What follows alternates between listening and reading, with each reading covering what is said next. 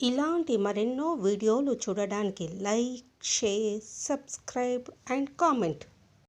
ఈరోజు ఈ వీడియోలో 2025 సంవత్సరంలో పోలీ పాడ్యం ఎప్పుడు వచ్చింది, తిథి ఎప్పటి నుంచి ఎప్పటి వరకు ఉన్నది, ఎన్ని దీపాల నీటిలో వదలాలి, పోలీ స్వర్గం వ్రత కథ గురించి తెలుసుకుందాము. 2025 సంవత్సరంలో నవంబర్ 20వ తేదీ గురువారంతో కార్తీక మాసం ముగుస్తుంది. మార్గశిర మాసము మొదటి రోజు పాడ్యమిని పోలీ పాడ్యమి అంటారు. పోలీ పాడ్యమి తిథి ప్రారంభము 20వ తేదీ నవంబర్ 2025 గురువారం ఉదయం 10:36 ప్రారంభమై 21వ తేదీ నవంబర్ 2025 శుక్రవారం మధ్యాహ్నం 12:45 వరకు పాడ్యమి తిథి ఉన్నది. పాడ్యమి తిథి సూర్యోదయంతో కలిసి ఉన్నందున 2025 నవంబర్ 21 శుక్రవారం రోజున పోలీ పాడ్యంగా జరుపుకోవాలి. కార్తీక మాసము చివరి రోజు చేసే క్రతువే పోలీ పాడ్యమి. కార్తీకంలో నెల రోజులు భక్తి శ్రద్ధలతో దీపాలు వెలిగించి ఉపవాసాలు చేసిన వారు పోలీ పాడ్యం రోజు వెలిగించే దీపంతో నెల రోజుల నోముకి ఫలితం పొందుతారు.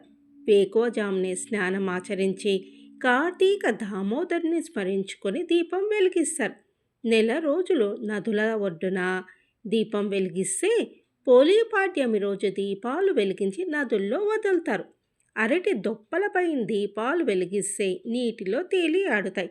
నదులు, పుష్కరిణుల దగ్గరకు వెళ్ళలేని వారు ఇంట్లో తులసి మొక్క దగ్గర బకెట్ లేదా టబ్బులో నీళ్లు నింపి దీపాలు అందులో విడిచిపెడతారు.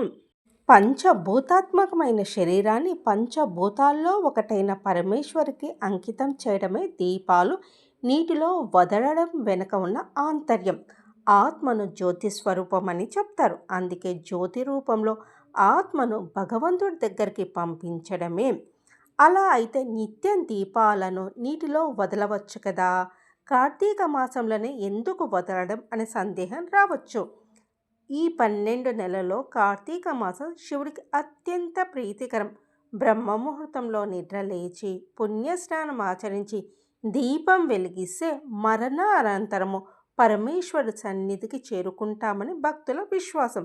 కార్తీక మాసంలో దీపాలు వెలిగించలేని వారు పోలీ పాడ్యమి రోజు 30 ఒత్తులు వెలిగిస్తే నెలంతా దీపం వెలిగించిన ఫలితం వస్తుందంటారు. పోలీ పాడ్యం రోజు తులసి కోట దగ్గర కానీ నదుల వద్ద కానీ దీపాలు వెలిగించిన తర్వాత సంకల్పం చెప్పుకొని లక్ష్మీ అష్టోత్తర శతనామావళి, తులసి అష్టోత్తర శతనామావళి చదువుకుంటారు. పూజ పూర్తయిన తర్వాత బూరెలు నైవేద్యంగా సమర్పిస్తారు. అనంతరము పోలీ స్వర్గం కథ చదువుకొని అక్షంతలు వేసుకుంటే మరణ అనంతరము వైకుంఠానికి చేరుకుంటామని భక్తుల విశ్వాసము. పోలీ స్వర్గం కథ గురించి తెలుసుకుందాము. ఒక ఊరిలో ఉమ్మడి కుటుంబం ఉండేది. ఆ కుటుంబంలో 5 కోడళ్ళు ఉండేవారు. వారిలో చిన్న కోడలు పోలికి దైవభక్తి ఎక్కువగా ఉండేది. కానీ అది ఆమె అత్తకు అస్సలు నచ్చేది కాదు. తన అంతటి భక్తురాలు వేరొక లేరని అత్త అనుకుంటూ ఉండేది.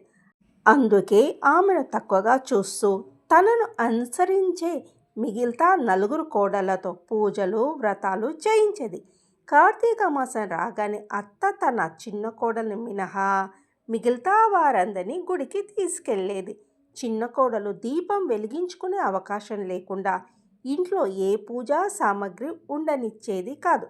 కానీ పోలీ మాత్రం పెరట్లో ఉన్న పత్తి చెట్టు నుంచి కొద్దిగా పత్తిని తీసుకొని ఒత్తులు చేసుకున్నది. కవ్వానుకున్న వెన్నను రాసి దీపం వెలిగించేది.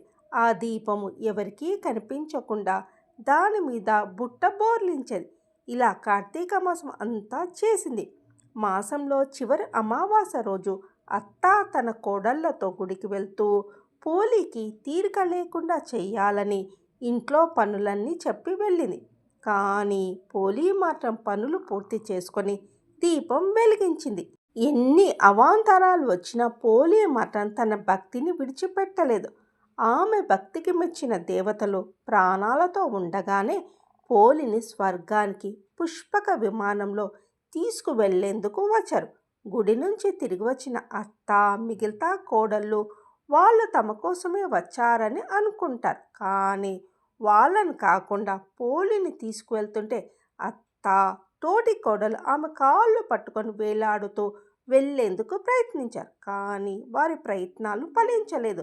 కల్మషం లేని పోలికి మాత్రమే స్వర్గలోక ప్రాప్తి ఉందని చెప్పి దేవతలు వారిని విడిచిపెట్టి పోలిని తీసుకువెళ్ళారు.